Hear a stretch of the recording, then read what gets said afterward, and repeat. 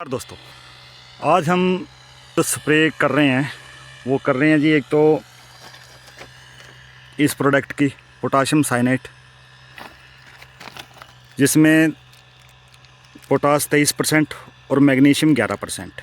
5 kilo की इनकी packing है। जो हम ये 3 एकड़ आलू है हमारे पास। उधर तो वो सरसों तक दिखाई दे रहा है, और इधर या सामने जो गेहूँ है उसके इधरली साइड में जहाँ तक वो आपको सोलर लगा हुआ दिखाई दे रहा है। ये 3 एकड़ है। ये मेरी पुखराज वैरायटी है। इस पुखराज वैरायटी के अंदर एक तो कॉपर का कर रहे हैं, और दूसरा हम एक तो ये पोटाशियम साइनाइड का कर रहे हैं, और दूसरा ये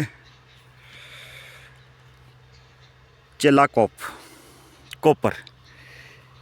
ये जो प्रोडक्ट हम डाल रहे हैं, इससे हम साइज़ के लिए डाल रहे हैं, ताकि इसका जल्दी से जल्दी साइज़ है जो इंक्रीज हो जाए, और इसके बाद में लगभग 10 से 12 दिनों के बाद हम इसकी बेलों की कटाई कर सकें। क्योंकि ये मेरा सबसे लेट सोइंग की हुई है। बेलों की कंडीशन अच्छी है, मिट्टी भी अब लगभग फटने लग चुकी है। साइज़ इनका सुपर सीड साइज़ निकलेगा। साइज़ अच्छा है, ठीक है, क्योंकि हमने इसको सीड के लिए रखा हुआ है। प्लांट तो उखाड़ने की इच्छा नहीं है जी, क्योंकि ना ही हमें इसको सीड को सेल करना है, ना ही कुछ और। साइज़ इसका अच्छा है।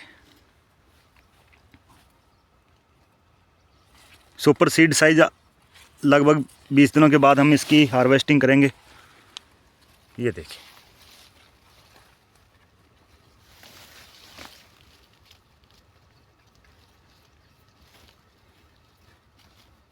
थोड़ी सी जगह फाड़ी है लगभग 1 बिलांत की। तो ये देखिए 1 2 3 4 5 6 7 8 सीड लगे हुए हैं इसके। अभी एक साइड से फाड़ा, दूसरे साइड से तो हमने देखा नहीं है जी। अब देखते हैं इसमें कितना साइज इंक्रीज होता है, क्योंकि 10 से 15 दिन के लगभग हम इसकी बेलों की कटाई है जो कर देंगे। इसमें किसी भी तरह का आपको कोई वायरस नहीं दिखाई देगा। पूरा प्लांट आज 30 जनवरी के लगभग हो चुका है। प्लांट अभी तक हेल्दी है, कहीं पे भी कोई तेले की शिकायत नहीं है। ये बीज मेरे पास पिछले 5-6 साल से चल रहा है। कुछ ये फार्मर हैं जो G1 G2 G3 के नाम पे बेच रहे हैं, लेकिन मेरे पास इस जी का तो पता नहीं है कि कौन सा जी है। लेकिन पत्तों की क्वालिटी के अकॉर्डिंग हम इसमें सबसे ज़्यादा अहम क्या रखते हैं, हम इसको इतना ज़्यादा मेंटेन करके रखते हैं ना।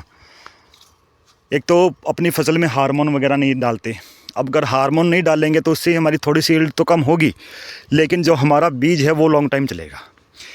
एक इसके ऊपर ज़्यादा सिस्टेमिक फंगीसाइड भी नहीं डालते, जैसे फोलियो गोल्ड हो गया, करजेट हो गया, रेडोमिल हो गया, एमिस्टार हो गया। वो हम फंगीसाइड भी इस पर ज़्यादा, जो सिस्टेमिक फंगीसाइड है वो नहीं डालते। इस पर सबसे मेन ये की है जी, एंट्राकाल आ गया, और दूसरा आपका M45 आ गया।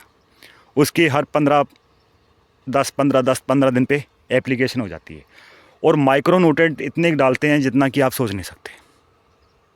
हर 10 दिन पे फंगीसाइड हो या ना हो, लेकिन माइक्रो न्यूट्रेंट भरपूर रहेगा।